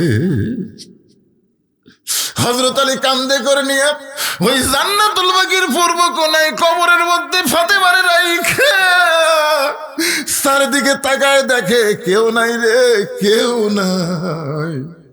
রাসূলের রওজার দিকে তাকায় বলে, নবী গো, আপনি 6 মাস আগে দুনিয়া থেকে বিদায় হয়ে গেলে, আজকে 6 মাস পরে গভীর রাত্রে আপনার মেয়ে, কলিজার টুকরা মেয়ে ফাতেমা দুনিয়া থেকে বিদায় হয়ে গেলে। আল্লাহ, আপনি আসমান থেকে আমার ফাতেমার দিকে তাকায় দেখেন, আমার ফাতেমা বড় পর্দানিশী। আল্লাহ, আমি স্বামী হয়ে বলতেছি, ফাতেমার পর্দাকে কবুল করে না। এই দোয়া করার পরে হযরত আলী লক্ষ্য করে দেখে সামনে কয়েকটা পুরাতন কবর দেখা যায়। এই মাত্র ফাতেমার কবর দিল, সেই নতুন কবর আর জান্নাতুল বাকির মধ্যে নাই। শুধু পুরাতন কবর, নতুন কবর গেল কোন জায়গায়? গোটা জান্নাতুল বাকি। হযরত আলী দৌড়ায় দৌড়ায় আর দৌড়ায় আর বলে, ফাতেমার কবর কোথায়? আমার ফাতেমার কবর। কে যেন ডাকতে বলে, আলী রে, ফাতেমা পর্দানিশী, আমি আল্লাহ জোহরা ডিগ্রি দিয়া ফাতেমার কবরটাকে কিয়ামত পর্যন্ত পর্দা করে দিয়েছি। হযরত আলী ফাতেমার কবর না খুঁজে চলে আসলেন বাড়িতে। বাজান হাসান হোসেন চেতন পাবে, চেতন পাওয়ার পরে কি করুণ পরিস্থিতি হবে, ইন্না লিল্লাহি ওয়া ইন্না ইলাইহি রাজিউন দিয়া আমি আপনাদের সামনে ব্যাখ্যা করে বলতে চাই। কিন্তু ফজর নামাজ হযরত আলী পড়তে গেছে। এতদিন হযরত আলী যেখানেই নামাজ পড়েছে তার বাম পাশে যিনি নামাজ পড়তেন তার নাম হলো আবু যর গিফারি। জোরে কার সুবহানাল্লাহ। দুই জনের মধ্যে এমন বন্ধুত্ব ছিল, মসজিদে যেই কাতারে হযরত আলী দাঁড়ায় সেই কাতারের বাম পাশে আবু যর গিফারি দাঁড়াইতেন। কিন্তু আজকে হযরত আলী জান্নাতুল বাকি থেকে ফাতেমারে দাফন করার পরে ফজরের নামাজ যখন পড়তে গেলেন তিনি দাঁড়ায় ফজরের সুন্নত পড়লেন। ডানে তাকায় দেখে আবু যর গিফারি নাই, বামে তাকায় দেখে আবু যর গিফারি নাই। হযরত আলী মনে করতেছে কবর খুঁড়ে খুঁড়ে যদি হয়তো শরীর ক্লান্ত হয়, হয়তো শেষ কাতারে নামাজ পড়তে পারে। যখন বাজান ফজরের নামাজ শেষ হয়ে গেল, হযরত আলী মসজিদ থেকে বের হলেন, গোটা মসজিদের চারিপাশে ঘুরলেন, কিন্তু আবু যর গিফারিকে পাইলেন। দ্বিতীয় দিন খুঁজলেন, আবু যর গিফারি নাই। এক সপ্তাহ খোঁজেন, আবু যর গিফারি মদিনায় নাই। এক মাস খোঁজেন, আবু যর গিফারি নাই। গোটা বছর খুঁজেছে, আবু যর গিফারি মদিনার মধ্যে নাই। সমস্ত সাহাবীরা বলা বলি করলো, নবীর জলিল কদর সাহাবী আবু যর গিফারি কোথায় গেল? আলীর চোখ দিয়ে শুধু পানি পড়ে, আর মনে মনে চিন্তা করে আমার ফাতেমার কবর খুঁড়তে গিয়ে তুই কোথায় হারাইলি? এক বছর পাইনি, 2 বছর পাই নাই, কয়েক বছর পর আবু যর গিফারি জান্নাতুল বাকির পাশ দিয়া যাচ্ছে। মদিনার ছোট ছোট বাচ্চারা পাগল পাগল বলে তাকে পাথর মারতেছে। হযরত আলী প্রতিদিনের মতন আবু যরকে খুঁজতে এসে দেখে কতগুলো বাচ্চা কারে যেন পাথর মারে। কে রে পাগল মদিনায়? এক দৌড়ে গিয়ে সামনে দাঁড়ায় তাকায় দেখে আবু যর গিফারি পাগল হয়ে মদিনায় ফেরত আইছে। হযরত আলী ডাক দে, আবু যর, গভীর রাত্রে হাসান হোসেনের মায়ের কবর খুঁড়তে গেলি ভাই? কবর খুঁড়ে তুই কোথায় পালাইছিলি? কয়েক বছর ধরে তুই খুঁজতেছি, মসজিদের ভিতরে, মসজিদের বারান্দায়, জান্নাতুল বাকির পাশে তোরে খুঁজে পাই নাই। তুই কোথায় গেছিলি পাগল রে? তুই কোথায় গেছিলি আমার দোস্ত রে, বন্ধু রে? চিৎকার দিয়ে যখন বারবার বলতেছে, আবু যর গিফারি কোনোই কথা বলে না, কি যেন বলবার চাই, নাম নড়ে কিন্তু কথা প্রকাশ পায় না। হযরত আলী একটানে আবু বকরের বুকের মধ্যে বলে, আবু যর, তোর জবানকে আল্লাহ বন্ধ করে দিয়েছে, কথা বল। সঙ্গে সঙ্গে আবু যর একটা কথাই বলে, কবর কবর কবর কবর। 3-4 বার বলে পড়ে গেছে। হযরত আলী লক্ষ্য করে দেখে আর নাই রে। আবু যর গিফারি চিরদিনের মতো বিদায় নিয়েছে। আবু যর গিফারির মাথাখানা উরাতের উপরে নিয়ে হযরত আলী যখন বসে আছে, এমন সময় সাহাবীরা এসে বলে, আলী ভাই, কে তোমার কোলের মধ্যে মাথা দিয়া ঘুমায়? আলী বলতেছে, আয় আয়, সবাই তাকায় দেখ, নবীর জলিল কদর সাহাবী আবু যর শুধু কবর কবর কবর বলে দুনিয়া থেকে বিদায় নেয়। সমস্ত সাহাবী হাঁটু গেড়ে বসে বলে, আলী, এই কবর কি রে? এই কবর কি? আজকে যারা গোরস্থানের মাহফিল আইছেন ভাইজান, যতই বাড়ি গাড়ি সহায় সম্পত্তি করে, আমাদের সবাইকে কবরে যাইতে হবে। দুনিয়াতে বহু টাকা খরচ করে যে বাড়ি তৈরি করছেন, ওই বাড়িতে আপনি থাকতে পারবেন না। আর মৃত্যুর পরে যে গোরস্থানে যাবেন, রাসূল বলেছেন 50,000 বছর আপনাকে থাকা লাগবে। গোরস্থানের একটু মাটি বায়না করে রাখ, কখন যেন আসতে পারে তোমার মরণেরই ডাক। এই কবরের কথা শুনে যাদের চোখ পানি ভিজে গেল, একটু কান্না যাদের চোখে আইলো, আমি তাদের সবাইকে বলবো, জীবনের শেষ দান মনে করে এই গোরস্থানের উন্নয়ন কল্পে আপনাদেরকে একটু দেওয়া লাগবে। ভাই, দিবেন? কারা কারা দিবেন আল্লাহকে একটু হাত দেখান তো। 10 পারেন, 20 পারেন, 50 পারেন, 100 পারেন, যে যা পারেন আল্লাহর হস্তে দান করবেন। যাদের বাপ মা, হাত নামান, এই ব্যাগ নিয়ে যাও, রুমাল নিয়ে যাও, ভিতরে যাও। যাদের বাপ মা কবরে গেছে 5-10টা মিনিট আমি টাইম দিলাম, এরপর আবার ইন্না লিল্লাহর উপর বাকি কথা হবে। তারপর আপনাদের নিয়ে আমি আখিরি মোনাজাত করতে চাই। বলার সঙ্গে সঙ্গে একজন যুবক 1000 টাকা দান করেছে। আল্লাহ তার দানকে কবুল করেন, আল্লাহুম্মা আমিন। আপনাদের যাদের বাপ মা কবরে গেছে, যাদের বাপ মা কবরে গেছে, আমি তাদেরকে বলবো একটা কোরআন শরীফ বাবদ 500 টাকা গোরস্থান উন্নতি কল্পে দান করবেন। আল্লাহ এই কোরআন দানের কসিলায় আপনার বাপ মার কবরকে যেন আল্লাহ জান্নাত বানায় দেয়। আল্লাহর একজন বান্দা 100 টাকা দান করেছে, আর একজন 100 টাকা দান করেছে। আল্লাহ দানকে কবুল করেন।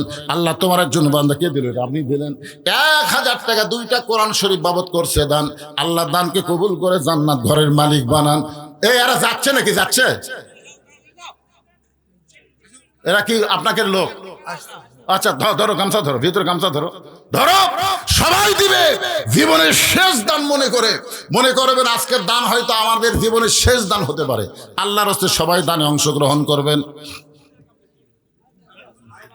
বাবার জন্য দোয়া চাই। আমার এক ভাই 500 টাকা দান করেছে, আল্লাহ দানকে কবুল করেন। আর একজন, জি আল্লাহ কবুল করুক, আল্লাহুম্মা আমিন। 500 টাকা দান করছে, আল্লাহ আপনি কবুল করেন। এর মধ্যে কি আছে রে বা? কি আছে? কয় হাজার? আল্লাহর নামে আমি তো চোখ দেখি না, চশমা ছাড়া। আব্দুল সাত্তার 1000 টাকা দান করেছে। আব্দুল সাত্তারের দানকে আল্লাহ আপনি কবুল করেন, আল্লাহুম্মা আমিন। আল্লাহ তোমার একজন বান্দা একটা কোরআন শরীফ বাবদ বাপ মার জন্য 500 টাকা দান করছে, আল্লাহ কবুল করেন। আর একজন দান করেছে 500 টাকা, আর একজন দান করেছে। আল্লাহ তোমার বান্দা 200 টাকা দান করেছে, আল্লাহ দানকে কবুল করেন, আল্লাহুম্মা আমিন। আব্বার জন্য দোয়া চাই। ছেলে কত দিয়েছেন বাবা? 1000 টাকা দান করেছে। বাবার জন্য 1000 না তো 1500 টাকা দান করেছে। আল্লাহ বাবার কবরকে আল্লাহ জান্নাতের টুকরা বানায় দেন, আল্লাহুম্মা আমিন। আল্লাহ তোমার আরেকজন বান্দা 100 টাকা দেন না কেন? ভিতরে দেন, যারা পারবেন 500, 1000, 2000 অল্প সময়ের মধ্যে দিয়ে আবার মাহফিলে বসবেন। গোরস্থানের মাহফিল সবচাইতে বড় গুরুত্ব হলো দোয়া করা। জোরে কোন কথা ঠিক কিনা? আপনার কি মনে, খালি ওয়াজের মাহফিল না দোয়ার মাহফিল? আপনাদের বাপ দাদা আত্মীয় স্বজন কবরে যায় নাই? এই বৎসর অন্তর তাদের জন্য একটু প্রাণ খুলে আমরা দোয়া করব। এই দোয়া বাদ দিয়ে কেউ যাওয়ার চেষ্টা করবেন না ভাই। আপনি যদি বাপ মায়ের দোয়া, দাদা দিদি দোয়া না করে চলে যান, আপনি মরে দেখেন আপনার নাতি নাতনির সন্তান সন্ততি আপনার জন্য দোয়া করবে। প্রবাসী আব্দুল মুন্নাফ তার বাপ মায়ের জন্য দোয়া চায়।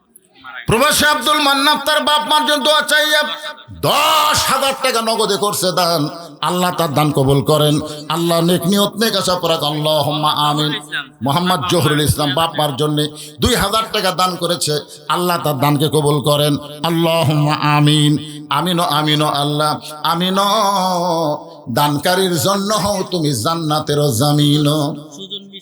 সুজন মিস্ত্রি মিনার নির্বাচন করে দিচ্ছে।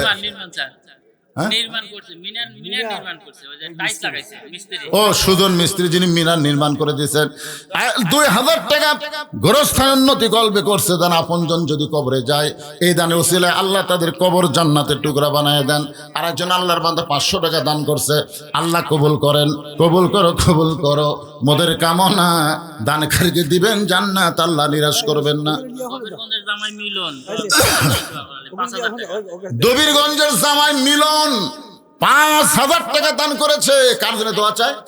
বাপ মার জন্য দোয়া চাইয়া আল্লাহ 5000 টাকা দান করেছে, আল্লাহ তার দানকে কবুল করেন। বাপ মার কবরকে জান্নাতের টুকরা বানায় দেন, আল্লাহুম্মা আমিন। এ দুনিয়া রবে না কো চিরকাল, একদিন ভাঙবে রে বাজার। মানিক প্রবাসী, মানিক প্রবাসী 5000 টাকা দান করেছে। আল্লাহ যেখানেই থাক ভালো থাক, কামাই বরকত দিয়েন। আপনজন যারা কবরে গেছে দানের ওসিলায় তাদের কবরকে জান্নাতের টুকরা বানায় দেন। জোরে বলে আল্লাহুম্মা আমিন। বাবা কান্দে, মা কান্দে, কবরেতে শুয়া, দেখলি না রে দরদের বেটা একবারও আসিয়া। মাশাআল্লাহ, কবরস্থান পুরানোর জন্য খোকা ভাই 1000 টাকা বারে 1 গাড়ি বালু করলো দান। আল্লাহ খোকার দানকে আল্লাহ আপনি কবুল করেন, আল্লাহুম্মা আমিন। আব্দুল কাদের দান করেছে 100 টাকা, আল্লাহ দানকে কবুল করেন, আল্লাহুম্মা আমিন। একটু সবাই আল্লাহর জিকির করি, লা ইলাহা ইল্লাল্লাহ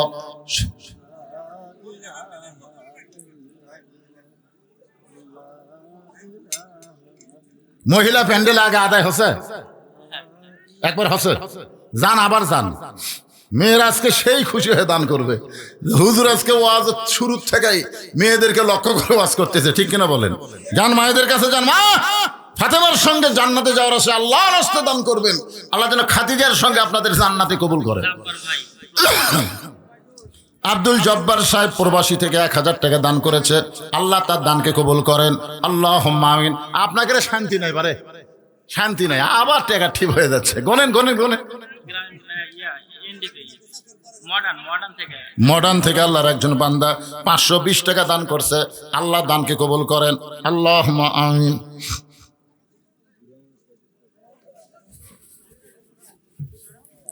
আসেন যারা বাকি আছেন, শেষ চান্স নেন, শেষ ভালো যার সব ভালো তার। আল্লাহর একজন বান্দা 500 টাকা দান করছে, আল্লাহ কবুল করেন। আগেও দিয়েছে, আবার দান করতেছে, বারবার দান করতেছে। আল্লাহ এই দানগুলোকে জান্নাতের বিনিময়ে কবুল করে নাও আল্লাহ।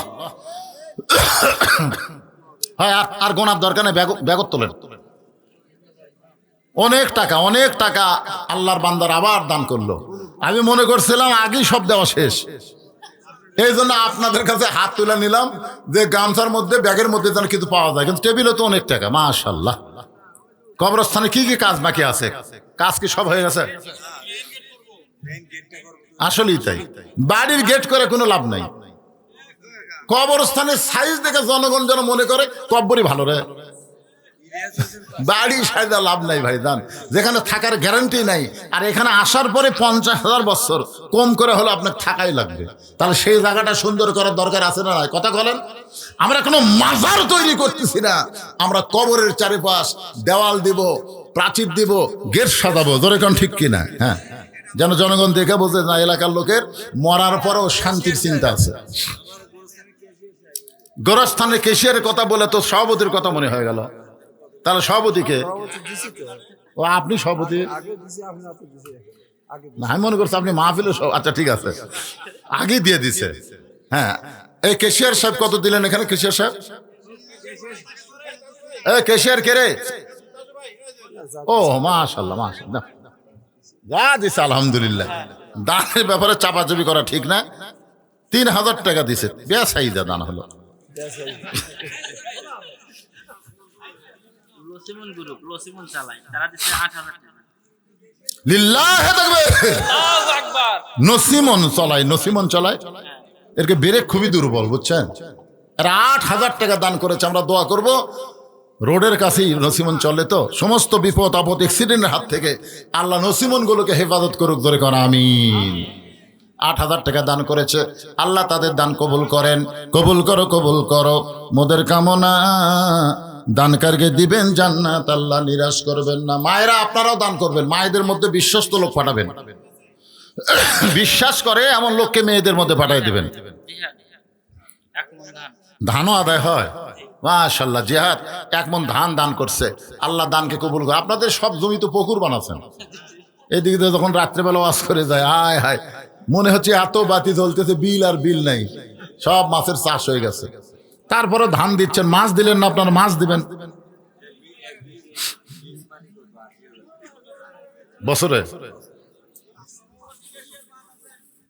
সভাপতি দিছে, কেশিয়ার দিল, তাসলিমা শ্বশুর শাশুড়ির জন্য একজন মা 1000 টাকা দান করছে। আল্লাহ শ্বশুর শাশুড়ির প্রতি কি ভালোবাসা দেখছেন। এখনকার বউগুলো দজ্জাল হয়ে গেছে, আর বউটা শ্বশুর শাশুড়ি মারা গেছে, তাদের রোহের মাগফিরাতে 1000 টাকা দান করেছে। আল্লাহ কবুল করো, ধরে কোন আমিন। তাসলিমার স্বামীকে আমি বলতেছি, আপনি ধন্য এমন একটা বউ পাওয়ার জন্য, ঠিক না? বাপ মায়ের জন্য দান করেনি, শ্বশুর শাশুড়ির জন্য দান করছে। এরকম বউ পাওয়া হলো ভাগ্যের ব্যাপার। এখন আসেন বাকি আলোচনা করে। আপনাদের নিয়ে আমি একটু আখেরে মোনাজাত করতে চাই, সবাই একটু জিকির করেন লা ইলাহা ইল্লাল্লাহ, লা ইলাহা লা ইলাহা ইল্লাল্লাহু মুহাম্মাদুর রাসূলুল্লাহ। আল্লাহ বলেছেন ওয়ালা তামুতুন্না ইল্লা ওয়া আনতুম মুসলিমুন, মুসলমান না হয়ে তোমরা কেউ মরিও না। আমরা মুসলমান যদি মরতে চাই তাহলে শুধু কোরআনের ওয়াজ শুনলে হবে না, আল্লাহর কোরআনকে জায়গা মতো নিয়ে যাওয়া লাগবে, জোরে কোন ঠিক কিনা? এই কোরআনের মাহফিলে এই জায়গায় যদি কোরআন থাকে, আপনারা বক্তা ওয়াজ করবে, আপনারা শুনবেন, হাসির ওয়াজ করলে হাসবেন, কান্নার ওয়াজ করলে কানবেন। আগামীকাল চাষটলে গল্প হলো, একটা ওয়াজ হলো রে হাসি কান্নার ওয়াজ, এর বেশি কিছু আমরা পাবো না। আর এই কোরআন যদি জায়গা মতো যায়, তাহলে শুধু ওয়াজ হবে না, কোরআনের কারণে গোটা সমাজ পরিবর্তন হবে। জোরে বলেন কথা ঠিক? তাহলে মুসলমান হয়ে যদি আমরা মরতে চাই, আপনারা বলেন তো, মুসলমান তো রক্ষা করতে গেলে 1 নম্বর যে ইবাদত লাগবে, সেই ইবাদতটা ওয়াজ দেওয়া হবে না। এখানে রাসূল বলেছেন লা সালাতা লা দীনা, যার নামাজ নাই তার কোনো ধর্মই নাই। আমি যতই নামাজের ওয়াজ করি, আপনারা হয়তো ওয়াজ শুনে নামাজ পড়বেন না, কারণ 13 বছর নবী মক্কায় দাওয়াত দিয়েছেন। যখন নবী নামাজ পাইছেন তখন নবুয়তের 10ম বৎসর। নবী কিন্তু নবুয়তের 10ম বৎসরে 5 ওয়াক্ত নামাজ পাইলেন। নামাজ পাওয়ার পরেও নবী 3 বছর মক্কায় ছিলেন। আল্লাহ রাসূল বলে, আল্লাহ যতবার আপনি নামাজের কথা বলেছেন, প্রত্যেকবারই বলেছেন আকিমুস সালাত, নামাজ কায়েম করো। কিন্তু আমরা গোপনে গোপনে নামাজ পড়তেছি। দাদা নামাজ পড়ে, নাতি নামাজ পড়ে না, স্বামী নামাজ পড়ে, বউ নামাজ পড়ে না, আবার বউ যদি নামাজ পড়ে স্বামী নামাজ পড়ে না। চামড়া ঢিল হলে আল্লাহর সাথে মিল দেয়, এরকম নামাজ পড়ে তো কাম হবে না। আপনি বলেছেন আকিমুস সালাত, নামাজ কায়েম করো, কিন্তু নামাজ তো মক্কায় কায়েম করা যায় না। আল্লাহ বলে, হাবিব, যেই দেশের নেতা থাকবে আবু জেহেল, আর আপনার মতন ইমাম হবে, ওই দেশে মানুষ নামাজ পড়তে পারবে, কিন্তু নামাজ কায়েম হবে না। যিনি ইমাম হবে তাকেই নেতা হওয়া লাগবে। এখন নেতা মানে কি বুঝতেছেন? আমাকে একজন মোবাইল করে বলতে, হুজুর, ইমামের দাড়ি যদি 1 মুষ্টির নিচে হয়, তার পাশে নামাজ হবে? তা আমি কইলাম, ভাই, আপনি ইমামের দাড়ি 1 মুষ্টির নিচে কেমনি বুঝলেন? আপনি কি মুঠ দিয়ে লাফিয়েছেন? না হুজুর, আন্দাজ করছি। কারণ ইমাম যখন খুতবা দেয়, ওর দাড়ি লড়ে, তো তখন আমি মুঠ দিয়ে চিন্তা করলাম, ওর দাড়ি মনে হয় 1 মুষ্টির কম হবে। তা আমি কইলাম, আপনার দাড়ির খবর কি? আমার নাই। চিন্তা করেন, ইমামের দাড়ি যদি 1 মুষ্টির নিচে হয়, তাহলে তার পাশে নামাজ হবে কিনা, এই নিয়ে ফতুয়া চাচ্ছে। আর আমাদের বাংলাদেশের এক নেতা আর এক নেতাকে জাতীয় ইমাম ঘোষণা দিয়েছে। জোরে কোন কথা ঠিক কিনা? আপনারা বলেন তো, যাকে জাতীয় ইমাম করেছে, জাতীয় নেতা করলে আমাদের আপত্তি নেই, কিন্তু যখন ইমাম কবার যাবি তখন তো সমস্যা আছে। সবাই মুখের দিকে তাকাবি, তাকায় দেখবে কে রে, দাড়ি নাই, মোছো নাই, ই জাতীয় নেতা হওয়ার পরে, কিন্তু ইমাম তো হওয়ার পারবে না। আপনারা বলেন তো, মরদ মানুষের দাড়ি মোছ না থাকা লক্ষণ ভালো? বাবার মন খারাপ করিস না বাবা। কি মনে করতেছেন? এক মেয়ে আমাকে মোবাইল করে বলে, হুজুর, আমার স্বামী এত সুন্দর, আমার স্বামী নিয়ে যখন বাইরে যাই, রাস্তার মেয়েরা খালি আমার স্বামীর দিকে তাকা থাকে, এটা আমার খুব খারাপ লাগে। তেমন কোন দোয়া আছে হুজুর, যে দোয়া পড়ে ফুঁক দিলে আমার স্বামীর মুখের দিকেও তাকাবি না? আমি কইলাম, মা, দোয়া না, দাওয়া লাগবে, দাওয়া। তখন বলে, হুজুর কি দাওয়া? আমি বললাম, তোমার স্বামী চাচা বানাও। যেই কছি চাচা, আমি বুঝবার পারিনি, রাগ করে, হুজুর কি কইলেন? আলেম মানুষ এটা কি কইলেন? আমি আরে পাগলা, তো চাচা কবার কইনি, তো চাচা বানাবার কছি। তোর স্বামী এখন ভাইয়ের মতন, ভাইয়ের মতন দেখা যাচ্ছে, আর হাত পাও ধরা চাচা বানাতো, হাত পাও ধরে খালু খালু করে, এখন দাড়ি 4 আঙ্গুল হচ্ছে। বউ প্র্যাকটিস করার জন্য স্বামীগুলা রাস্তাত বাড়াছে, একটা মেয়ে আর স্বামীর দিকে তাকায় না। কেউ যদি তাকায়, সালাম দে, বলে চাচা কেমন আছেন? বউ কই, জাকিরি, আজ থেকে আমার স্বামী যখন চাচা কছে, আমার আর সন্দেহ নেই।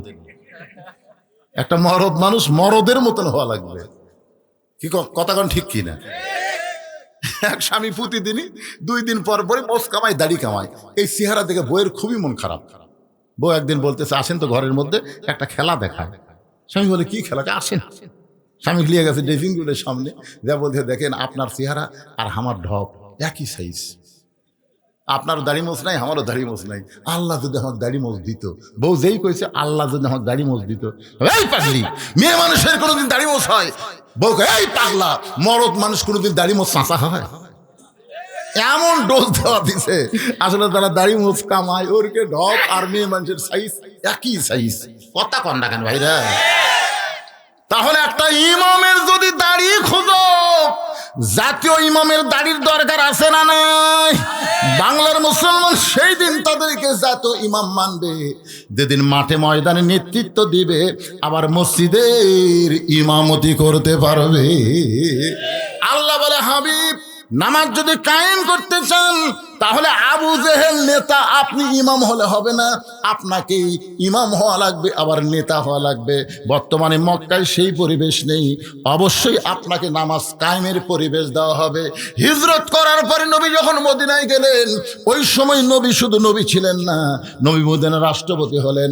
আল্লাহ বললেন, আল্লাযীনা ইম্মাক্কান্নাহুম ফিল আরদ, মুসলমানের মধ্যে কাউকে যখন ক্ষমতার চেয়ার দেওয়া হবে, তার 1 নম্বর দায়িত্ব হলো আকামুস সালাত, নামাজ কায়েম করা। বাংলাদেশে যদি নামাজ কায়েম হয়, আমরা মুসলমান হয়ে মরতে পারবো। জোরে কোন কথা ঠিক কিনা? আপনি যখন কবরে যাবেন, আপনাকে 1 নম্বর প্রশ্ন করবে, মান রব্বুকা, তো রবকে? আপনি কবর যাবেন, অতই সোজা। রবের আইন মানেননি, রবের কথা শোনেননি, আজান দিলে ব্যাকা হয়ে আরেক দিকে গেছেন। চুপ, কোনো কথা হবে না, একের সিনা টান করে শুয়ে আছে। মুনকির না কি মুনকির নাকির, তো মুনকির নাকির বলতে, মান রব্বুকা, তো রবকে? সঙ্গে সঙ্গে নামাজ খাড়া হয়ে বলতেছে, এই মুনকির নাকির, কাকে রব সম্পর্কে প্রশ্ন করতেছিস? কাকে বলতেছে? তাই শুয়ে আছে তাকে। বলে, আমি কে? মুনকির নাকির, কে ভাই? আমি নামাজ রে পাগলা, তুই তাকে রব সম্পর্কে প্রশ্ন করতেছিস? ওই মসজিদে যাই নিয়ত বান্দাই বলেছে আলহামদুলিল্লাহি রব্বিল আলামিন। রুকুর থেকে সেজদায় গিয়ে এই লোকটা বলছে সুবহান রাব্বিয়াল আযীম, সেজদাত গেলে সুবহান রাব্বিয়াল আলা। দুনিয়াতে এতবার রব রব রব রব বলে কেবল কবরতে এসে একটু আরামে ঘুম পাড়তেছে, আবার রব। এতবার রব রব বলে আবার রব। মুনকির নাকির কয়, আল্লাহ তোমার বান্দাকে মান রব্বুকা প্রশ্ন করার পরে নামাজ যে খেবা খেপছে, আল্লাহ কয় যে নামাজ নিয়ে কবরে আইছে, তার সব উত্তর হয়ে গেছে। ধরে কোন সুবহানাল্লাহ। নামাজ ছাড়া খালি মরিয়া দেখেন, এমন পিটন হবে, একটা কানার একটা ঠসা। এই শালা কানা চোখে দেখবি না, ঠসা খালি শুনবি না, সমানে মার হবি, সমানে মার। ওটা আন্ধারে ঘুন্ধারে মার খাবেন, এই কথাকার মার খাবেন। আল্লাহ যেন কবরে কোনো শাস্তির ব্যবস্থা না করে, মুসলমান হিসাবে আল্লাহ যেন দুনিয়া থেকে আমাদেরকে বিদায় নেওয়ার তৌফিক দেয়। সকলে বলি আল্লাহুম্মা আমিন। ফজর থেকে এই প্র্যাকটিস শুরু করা লাগবে। রাজি আছেন? কারা কারা রাজি? আল্লাহকে একটু হাত দেখান তো দেখি। লিল্লাহি তাকবীর। হাত নামান। আমি কমিটির লোককে বলছিলাম একটু মন খারাপ করে, যত রাতি আমাকে তুলে দেন, 12টা 2 মিনিট আগে ওয়াজ শেষ করবো। কিন্তু এখানে আসার পরে আপনাকে চেহারা দেখে, চাপাচাপি বসা দেখে, দাঁড়ায় থাকা মানুষ দেখে আমার ভিতরে একটু মহব্বতি হয়ে গেল, যার কারণে আর ঘড়ির দিকে তাকাই না। এখন তাকায় দেখি রাত 12:30 বাজল। কি করবেন কম? আজকে একটু দেরি হয়ে গেল, তারপরে আপনাদের ঘুমের সময় অজু করবেন। ভাই শীত দেখে অজু বন্ধ করবেন না, আজকে অজু করে বিছানায় ঘুমানোর সময় আল্লাহুম্মা বিইসমিকা আমুতু ওয়া আহইয়া, এই দোয়াটা পড়ে ঘুমায় যাবেন। প্রতি রাত্রে 6 ঘন্টা ঘুম পাড়ে যে শান্তি পাচ্ছেন, আজকে 3 ঘন্টার মধ্যে আল্লাহ এর চাইতে বেশি শান্তি দিবে। ফজরে আজান কানত পড়বে, কোনো আলসামি না করে ঠান্ডা পানিতে অজু করে মসজিদ দিকে যাবেন। ফেরেশতারা বলতেছে, আল্লাহ তোমার বান্দাই ঠান্ডা পানি অজু করে মসজিদের দিকে যায়, রেজাল্ট কি? আল্লাহ বলতেছে, যদি আজকে বদরের যুদ্ধে ডাক পড়তো, যারা ফজরের নামাজ পড়তে যাচ্ছে তারা বদরের যুদ্ধের সৈনিক হয়ে যেত। জোরে কান সুবহানাল্লাহ। এই জন্য সবাই ফজর পড়বো, আল্লাহ কবুল করুক। ইস্তেগফার পড়েন, আস্তাগফিরুল্লাহ রব্বি মিন কুল্লি জামবি ওয়া তুবু ইলাইহি, আস্তাগফিরুল্লাহ রব্বি মিন কুল্লি জামবি ওয়া তুবু ইলাইহি, লা হাওলা ওয়ালা কুওয়াতা ইল্লা বিল্লাহিল আলিয়্যিল আযীম। তাবারক করছে, এত লোকের আবার তবারক আছে, মাথা নষ্ট এবারে। আচ্ছা তাই তো মানুষ লড়তেছে না, তবারকের জন্য না ওয়াজের জন্য? আমি স্বপ্নেও জানি না এত গল্প এরা করলো, এটি যে তবারক আছে কথা আমাকে একবারও শুনাইনি। সুবহানাল্লাহ। যাক আলহামদুলিল্লাহ, আপনার তবারকের জন্য না, মন খারাপ করেন না। তবে আর একটা নিয়ত করছে, মোনাজাত চলবে, এদিকে তাবারক দেওয়া শুরু করবে। তবে আমি আপনাদের বলতেছি, শোনেন, আমি আপনাদের বলতেছি, সবচাইতে বড় তাবারকের নাম হলো মোনাজাত। সবচাইতে বড় তাবারকের নাম কি? আর দোয়াউ মুখুল ইবাদাহ। দোয়া হচ্ছে ইবাদতের মাথা। এখন মোনাজাত করার সময় কোন কর্মে মিন শাররিল ওয়াসওয়াসিল খান্নাস, শয়তান ধোঁকা দিয়ে যদি তবারকের দিকে একবার চোখ যায়, মানে হাত তুলছেন না, যাবার পারে কি পারে না, পারে। কেরা আমার ধারত দিল আমাকে দিবি না, এই মনে করে একবার তাকান, তাহলে শিরক হবে আল্লাহর সাথে। আল্লাহ তবারক চলবে? তাহলে আপনারা কি মোনাজাতের আগে নেবেন না পরে নেবেন? এই পরে তবারক নেওয়ার সময় কারা কারা 2 প্যাকেট নেবেন, হাত তোলেন। তার মানে একজনও 2 প্যাকেট নেবেন না, যা পাবেন ধৈর্য ধরে হইচই না করে সবাই নেবেন। কারা কারা ধৈর্য নিয়ে নেবেন একটু আল্লাহরে হাত দেখান। লিল্লাহি তাকবীর। কোনো টেনশন নাই। আজ মোনাজাতের পরে তাবারক দিবেন, একটা লোক হইচই করবে না। হ্যাঁ, এই ছেলেরা তাবারক দেওয়ার পার্টি কয়জন? আগে মহিলাদের কাছে নিয়ে যাও। এই মোনাজাতের মধ্যে না, মোনাজাতের পরে। হয় মোনাজাতের আগে, না হয় মোনাজাত